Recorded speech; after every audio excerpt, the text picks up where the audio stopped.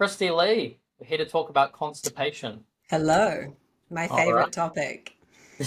Absolutely. The queen of poop, as they say. So, you once said to me that the medical definition for constipation is outdated. Explain hmm yourself.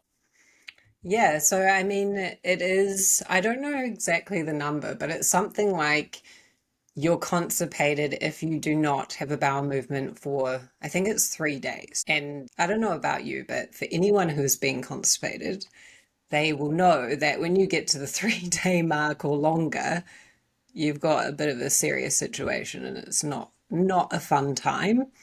So I think that's, yeah, it's a little bit extreme, but that's not the only issue with it. It's also that constipation isn't just about whether you have a bowel movement or not. It's actually how it feels when you have a bowel movement. So it should feel complete. You know, that feeling of like, had a Yeah, good indeed. poo. Like it's a non event. You sit down, you have a poo, you get up and you move on with your day.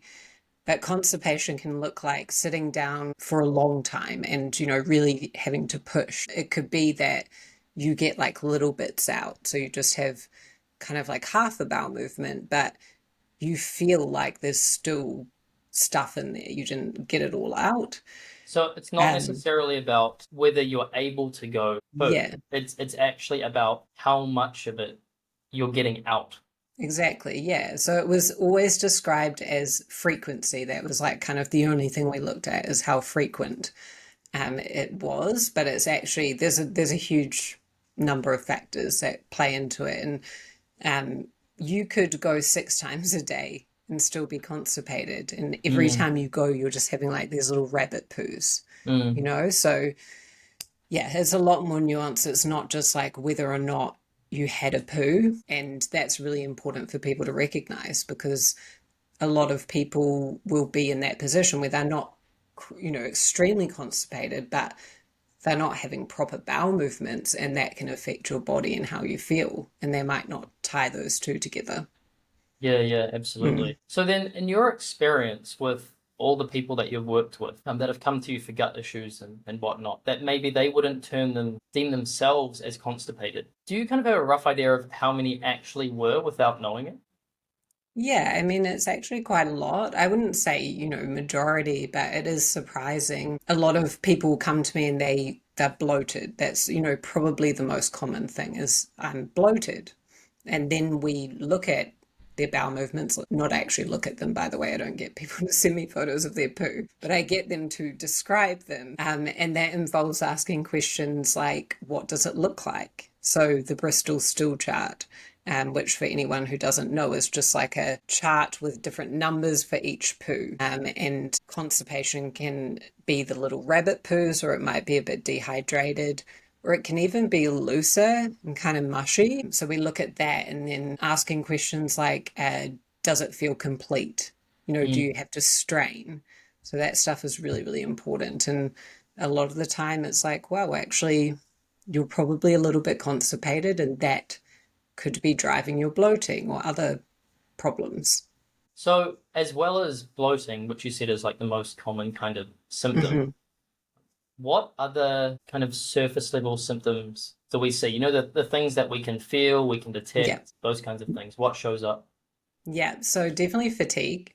That's a really big one. Can make you just feel sluggish and tired. That's really common. Skin is another one because our gut is our detoxification pathway, and so is our skin. And so if Mm. one's blocked up, then your skin can get affected.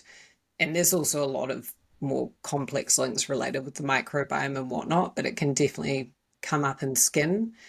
So those are probably the most common ones is yeah, fatigue, bloating, skin issues. And then also a lot of people will struggle with weight, or they might struggle to lose weight. So that's definitely a common one. But sometimes it's not that they're struggling to lose body fat. It's just that they're confused and don't know whether they are losing body fat. So if, you're doing a diet to lose weight, you're exercising, but you're also constipated and bloated, which means you're going to retain water Yeah. and that your clothes aren't going to fit, it makes it really difficult to tell, am I actually achieving anything here? Or, Mm.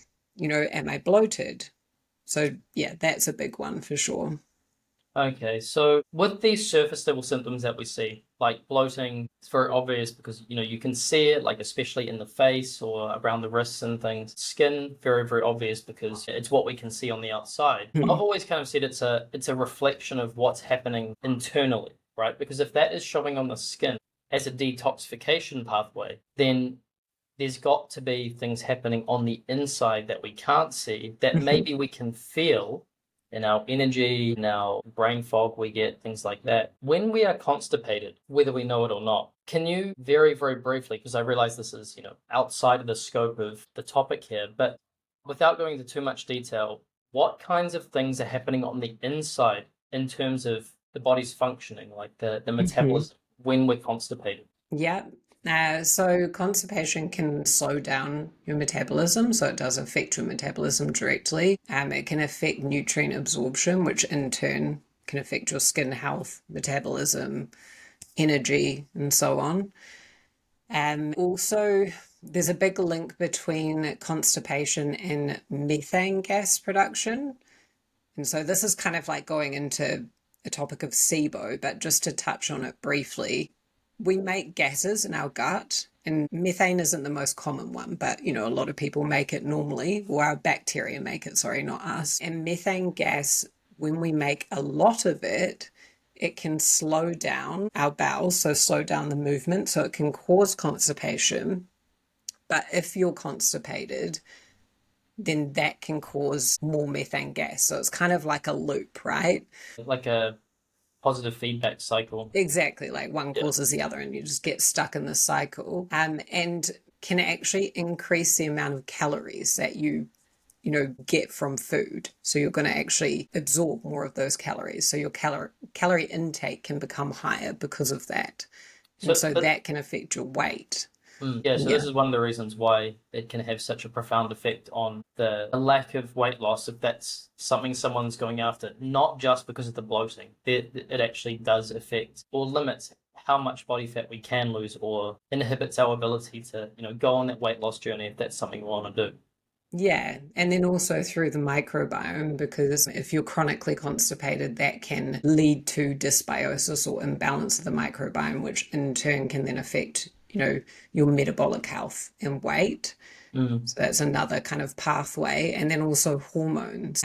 So with estrogen, we metabolize it through the gut. And if you're constipated, there's a good chance that it's going to just end up kind of recycling, and then you can end up with what's commonly known as estrogen dominant. So if I'm watching this and I'm sitting here going, I actually might be constipated and I didn't even know it, and the result of this doesn't sound very very good. What is the first thing I should do about this? How do I go about solving this for myself? Yeah, so if it's all new to you, you haven't tried anything, always start with the basics: increasing fiber, drinking more water, moving your body.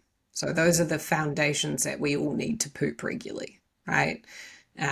But a lot of people, my clients, they've tried those things, and it's like almost annoying when people repeat that over and over. But it is important, and I don't want to, discredit that. So start with those things. If that does not work, then there's a lot of other causes that we would want to look into. And some of those include, gut brain connection. So, nervous system, stress, your sleep. So, if you're someone who struggles with anxiety or depression, or you have a particularly stressful life, you sleep really badly, those could definitely be affecting your bowel movements. And then there's things, obviously with the gut microbiome. So if you had a dysbiotic microbiome, your microbiome's out of balance, and in that case you'd probably have more than just constipation going on. But that would be something that, if you address that, then that could help. SIBO is another one, so small intestinal bacterial overgrowth. The methane type of SIBO, one of the main symptoms is constipation. So that's something else, you could look into. So it's a little bit more complex. If you're, those basic things are not helping you, then we do need to dig into it on more of an individual level. But So there's always a cause. it's not as simple as do this. So there's no silver bullet No, Is really and what you're saying. It's yeah. constipation itself is almost like a symptom of a larger scale imbalance or issue going on in the gut itself. Yeah, there's a lot of different things that play a role. And for some people, it is as simple as they just need to increase their fiber intake or they need to move more regularly. It can be that simple, but sometimes it's not, or sometimes it's that plus something else going on. So, yeah, we really need to find that underlying, what is actually driving it. That's really how we resolve it. Yeah. Oh, that's I think maybe not the answer that everyone is going to be looking for because we all want an easy fix for things, but Yeah. it's good to highlight and know that if you're constipated and maybe not even knowing it before hearing this, what constipation really is it something that we need to address on a larger scale? You're talking about the gut-brain connection, talking about the microbiome, all of these things which require multiple steps in order to rebalance or Yeah. address the things that could be causing it overall. Yeah, and I mean, for some people, it's going to be more complex than others, but I think a really good place to start for most people is also just learning your body.